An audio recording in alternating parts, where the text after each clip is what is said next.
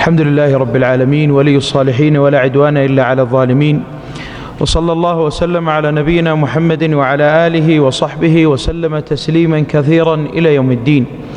نسأل المولى سبحانه جل في علاه يجعلنا وإياكم من المقبولين.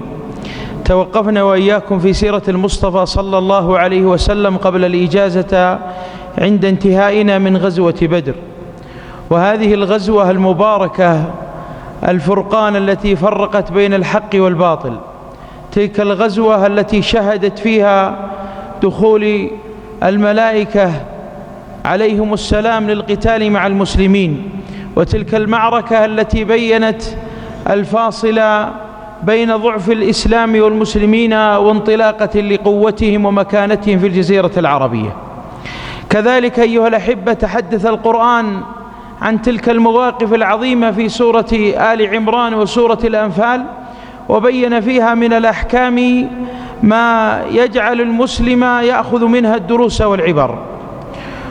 وننطلق وإياكم ما بين فترة غزوة بدر إلى غزوة أحد. كانت هناك مواقف وغزوات وأمور حصلت بين تلك الغزوتين العظيمتين. فكان أولها أيها الأحبة أن النبي صلى الله عليه وسلم لما عاد إلى المدينة تغير عليه بعض من كانوا في المدينة، فتقاسم الناس على 4 أصناف. فالصنف وهم الذين كانوا مشركون في المدينة أسلموا مخافة من محمد وأصحابه وهم المنافقون. وصنف آخر وهم البدو المجاورون للمدينة، فكانوا يتربصون الدوائر على المسلمين ليقاتلوهم ويسلبوا منهم، وعادتهم لا يريدون إلا مالا كغطفان وغيرها. وصنف ثالث وهم اليهود قاتلهم الله ب3 القبائل تلك، يترصدون للنبي صلى الله عليه وسلم وأصحابه الدوائر. والصنف الرابع وهم بقية الباقية من كفار قريش بعد معركة بدر، فكانوا كذلك يريدون الانتقام ويأخذون ثأرهم مما وقع عليهم في غزوة بدر. هذه ال4 الأصناف كانت تعطي تحذيرا وتنبيها للنبي صلى الله عليه وسلم أن يكون على أهبة الاستعداد بأي قضية تمر عليه. وكان صلى الله عليه وسلم أوتي من الذكاء والحنكة ما إن اكتشف بعض الطرق في قتال المقاتلين ما كانت موجودة عند العرب، ومنها ما سوف يأتينا بإذن الله جل وعلا في معركة الخندق، حينما أتى بتلك الفكرة ما كان يفعلها إلا الفرس. في ذلك الأمر سمع بعد المعركة بما يقارب من الشهر أن قبيلة يقال لها بنو سليم في الكدرة كانوا يريدون قتال النبي صلى الله عليه وسلم، واجتمع ما يقارب 200 مقاتل. فلما علم النبي صلى الله عليه وسلم بتلك المفازة انطلق صلى الله عليه وسلم بمجموعة من الصحابة وأدركهم قبل أن يتحركوا، فهابهم وخافوا وهربوا، ووجدوا بعدهم ما يقارب من 500 من النياق، فأخذها النبي صلى الله عليه وسلم وأخذ منها الخمس ووزعها بين الصحابة رضي الله عنهم. بعد ذلك كان ذلك الموقف المشهور بين عمير بن الجمحي وصفوان بن أمية، اجتمعوا عند الكعبة يتحدثون عن موقف بهم في معركة بدر. فقال عمير الجمحي: والله لولا الدين الذي علي والأبناء لذهبت إلى محمد فأتيت بعنقه وقتلته. فاستغل الفرصة صفوان بن أمية وقال: دينك أنا أقضيه، وأبناؤك مع أبنائي أعيلهم إلى أن يكبروا. فقال: أذن اكتم عني. ثم قام عمير بن الجمحي وأخذ سيفه وشحنه بالسم أياما. ثم كان لعمير الجمحي ابن له مأسورا عند النبي صلى الله عليه وسلم من معركة بدر. توجه عمير الجمحي إلى النبي صلى الله عليه وسلم، فلما دخل المدينة ورآه عمر رضي الله عنه قال: ذلك الرجل لا يريد إلا شرا، ثم توجه عمر إلى النبي صلى الله عليه وسلم وقال: إن عمير الجمحي يريدك، وهو رجل سوء وصاحب شيطان، يعني سريع القتال وقوي في كفار قريش. فقال: إذن له. فأذن له، ثم أخبر عمر من أصحابه أن يكونون عند النبي صلى الله عليه وسلم مخافة من هذا الرجل أن يؤذي النبي صلى الله عليه وسلم. فلما أتاه وإذا بسيفه معه قال: ما الذي أتى بك؟ قال: أريد أن أوصيكم في أسيري ابني الذي عندكم. قال: حقا ما أتى بك إلا هذا؟ قال: نعم. قال: وما سيفك؟ فقال عمير: وما نفعنا أسيافنا في تلك المعركة. ثم قال: أصدقني القول يا عمير، ما الذي أتى بك؟ فقال: هذا هو. فقال النبي صلى الله عليه وسلم: ألم تكن أنت وصفوان بن أمية مجتمعون عند الكعبة واتفقتم أن تأتيني وتقتلني، ولو ما مخافة الدين والأبناء لذهبت فتكفل صفوان بن أمية دينك وأبناؤك؟ فقال: والله لا يعلم أحدا عن هذا الأمر إلا صفوان، والله ما أخبرك بها إلا الله الواحد الأحد. أشهد أن لا إله إلا الله وأن محمد رسول الله. أسلم. ثم دفع النبي صلى الله عليه وسلم عمير إلى أصحابه وقال: فقهوا أخيكم. بعد ذلك أيها الأحبة، كانت من أشد القبائل من اليهود بني قينقاع، وكانت ما تجد فرصة لإيذاء المسلمين إلا وتفعله. كان رجل كبير في السن اسمه أشد بن إيشاس، كان يهودي وكبير في السن، مر على المسلمين وهم مجتمعون يتذاكرون انتصارهم في معركة بدر، فغاضه ذلك الموقف وتلك الألفة، فأرسل أحد الشبان من اليهود فجلس معهم وبدأ يذكرهم بحرب بعاث قبل مبعث النبي صلى الله عليه وسلم، وينشد الأشعار والأبيات للصحابة حتى أثار فيهم الحمية بين الأوس والخزرج. فقال الأوس يا للأوس، وقال الخزرج يا للخزرج، فاجتمعوا واتفقوا أن يقتتلا، فذهب كل واحد منهم يجمع سيفه واتفقوا على ناحية من نواحي المدينة ليقتتلوا.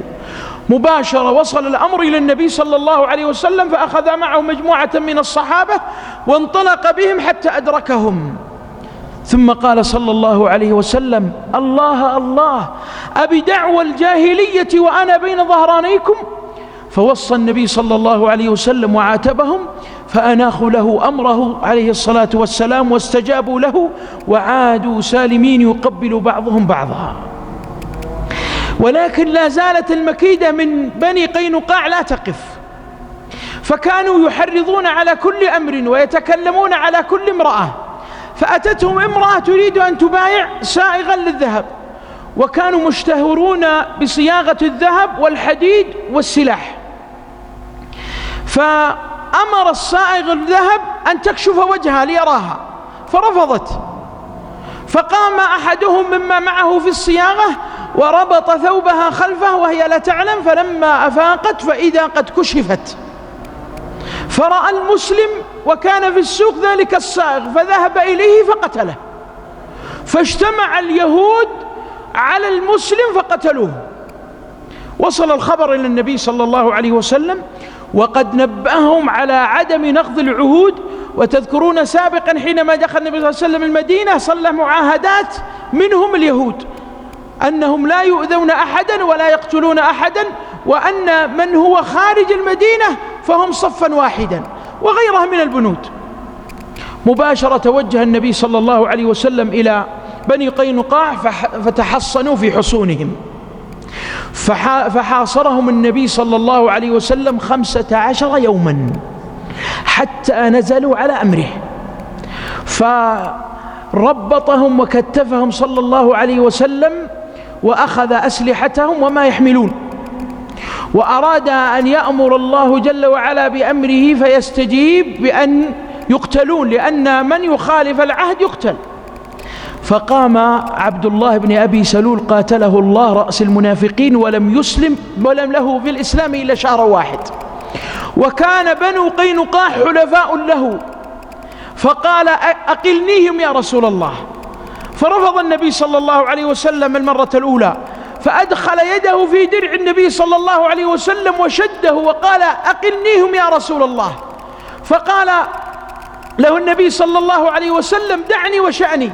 فرفض عبد الله بن أبي سلول أن يترك النبي صلى الله عليه وسلم حتى ترك له ما قد أمره تأليفا لقلبه، ولكن أمرهم ألا يبقوا في حصونهم، فأجلوا إلى أرض الشام، وقيل أنهم ماتوا ولم يبق منهم أحدا إلا القليل.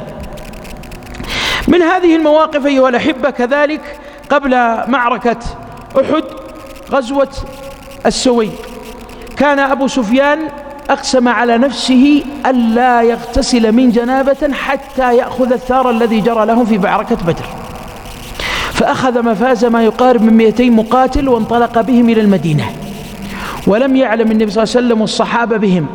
ولما أتى في الليل ذهب أبو سفيان إلى يحيى بن أخطب ليأكل معه طعاما ويتحدث معه ليأخذ الخبر، فرفض يحيى بن أخطب خوفا على نفسه، فذهب إلى سلام بن مشكم وجلس معه وأكل طعامه، ثم أتى إلى أصحابه وأرسلهم أبو سفيان أرسلهم إلى ناحية من المدينة تسمى العارض، وأحرقوا فيها نخلا وقتلوا فيها المزارعون 2 ثم فروا.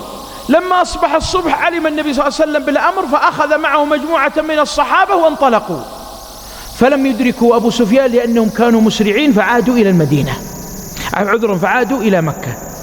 بعد ذلك كانت هناك معركة تسمى ذي أمر، وهي قبيلة من ثعلبة ومحارب اجتمعوا لقتال النبي صلى الله عليه وسلم، فما إن سمع النبي صلى الله عليه وسلم بالخبر حتى أتاهم إلى ذلك المكان وهو بئر يسمى ذي أمر، فمكث شهرا هاب فيه القوم وفروا ولم يجد حربا.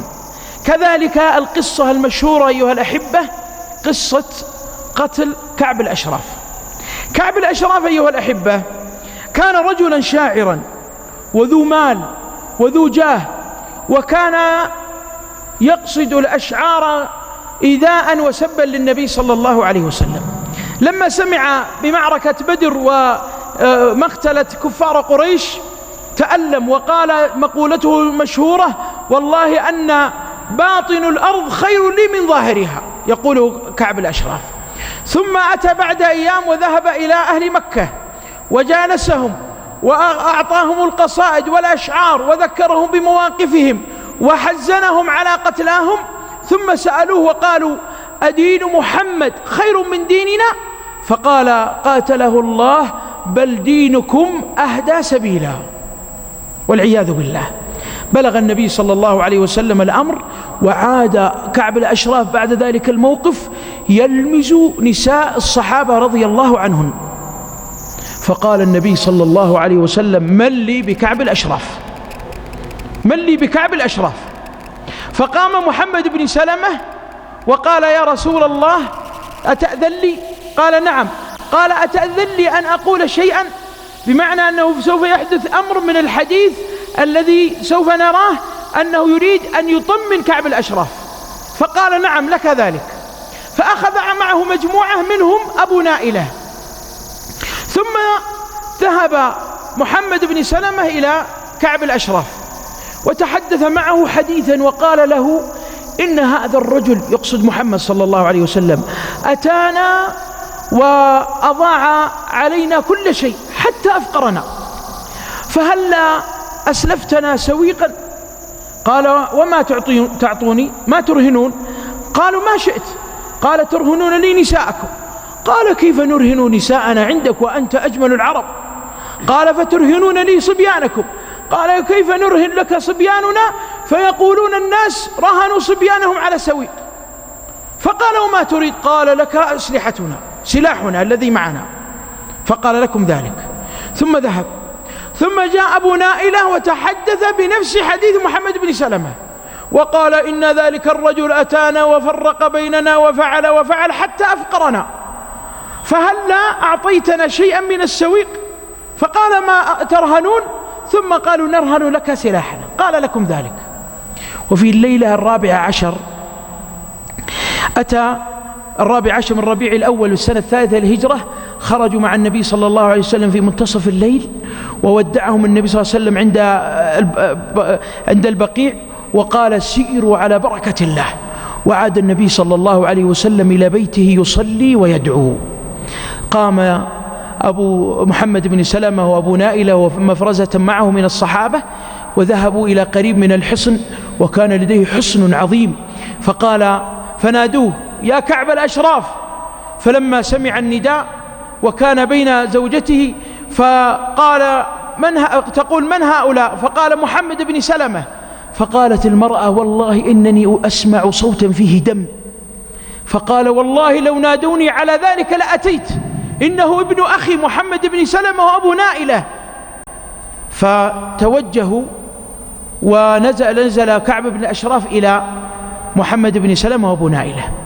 قال أبو نائلة إنني إذا شممته واطمأن واستمسكت برأسه فعليكم به. ثم نزل وقد تطيب، وهو معروف بشهرته بالطيب والوجاهة والمال والشعر والجمال. فلما نزل إليهم فلما أتوه قالوا ما هذا الطيب الذي يفيح منك؟ قال إن لدي أجمل نساء العرب. فقال أبو نائلة أشممني، يعني دعني أشمه. فأنزل رأسه فشمه ثم تركه. ثم تحدثوا ساعة، ثم قال هلا خرجنا إلى جانب الوادي، يريدون يبعدوه من الحصن. فلما نزلوا تحدثوا ساعة فقال ما أروع طيبك، دعني أشمه. فشمه أبو نائلة مرة ثانية ثم تركه حتى يطمئن. فلما أخذوا ساعة أخرى قال له الثالثة دعني أشم عطرك. فلما طأطأ برأسه استمسك به وقال عليكم بعدو الله. فقاموا بأسيافهم فقتلوه، حتى أن ذويبة أحد أسيافهم أصابت أحدا من الصحابة رضي الله عنهم. يقولون لكنه كان شجاع وقوي فتحرك فكاد أن يفر، فقام أبو سلمة وجزه في صدره حتى أرداه قتيلا، ثم جزوا رأسه وأخذوا به إلى النبي صلى الله عليه وسلم. يقولون قبل أن يجزه محمد بن سلمة صاح صيحة فتحت بها الحصون، وما إن أتى الصباح إلا وعلموا بمقتل كعب بن الأشراف. ثم ذهبوا هم إلى النبي صلى الله عليه وسلم، فلما رآهم ورأوا القتيل بين يديهم قال النبي صلى الله عليه وسلم أفلحت الوجوه، لأنه آذى الله ورسوله وفعل ما لم يفعله أحد. ولذا هذه من القضايا التي لها أحكام في الإسلام، أن بعض الكفرة واجب عليه قتله ولو كان في حصن منيع، إلا ما كان فيه من معاهدة وغيرها من الإسلام. بعد ذلك أيها الأحبة كان هناك حادثتان.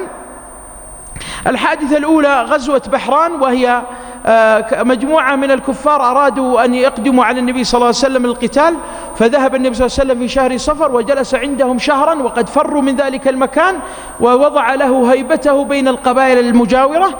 والمعركة أو السرية الأخيرة سرية زيد بن حارثة، وذلك أن كان لقريش المعروف رحلة الشتاء والصيف.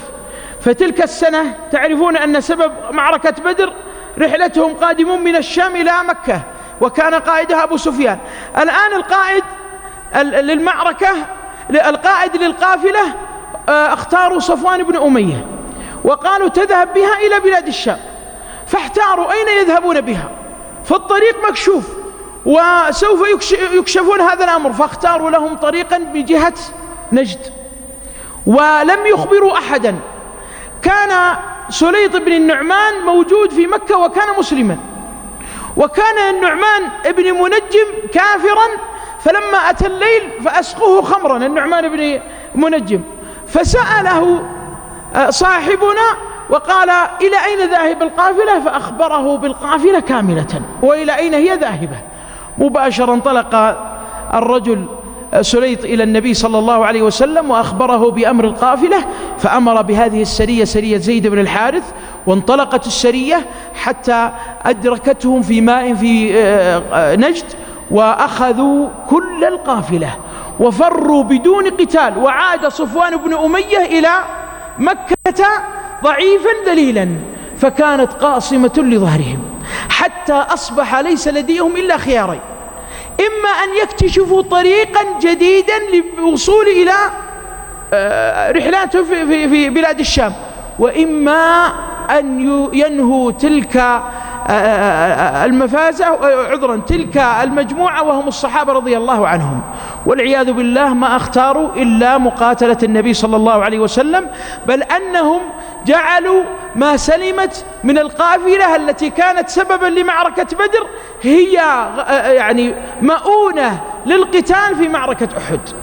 وبإذن الله جل وعلا في اللقاء القادم ننطلق في معركة أحد، وكيف كانت تلك الأحداث والمواقف والقصة المشهورة للصحابة رضوان الله عليهم في تضحيتهم وفي دائهم في هذه المعركة العظيمة المباركة وما فيها من فوائد. أسأل المولى سبحانه جل في علاه يجعلنا وإياكم موفقين، وأن يتقبل منا ومنكم، وأن ينصر إخواننا المسلمين المرابطين على الثغور. اللهم مكن لهم من رقاب عدوك وعدوهم، اللهم كن لهم ناصرا ومؤزرا ومعينا يا رب العالمين.